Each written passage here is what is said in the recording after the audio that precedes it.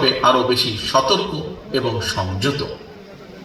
তবে দেশের পরিবর্তিত পরিস্থিতিতে কোটি কোটি নেতাকর্মী সমর্থকদের এই বৃহৎ রাজনৈতিক দলের কোনো কোনো নেতাকর্মী হয়তো নিজের প্রতি সুবিচার করতে পারেননি।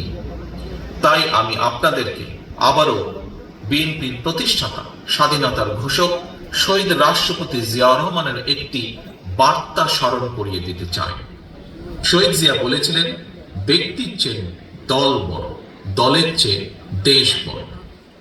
দলের প্রতি আপনাদের প্রতিটি নেতাকর্মীর দীর্ঘদিনের সীমাহীন ত্যাগ তিতিক্ষা আমি গভীরভাবে উপলব্ধি করি।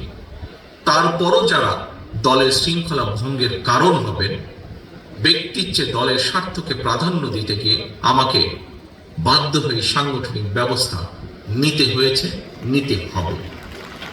দলীয় শৃঙ্খলা ভঙ্গ কিংবা দলের ইমেজ ক্ষুণ্ণ হয় এমন কোনো কাজকে বিএনপি বিন্দুমাত্র প্রশ্রয় দেবে না।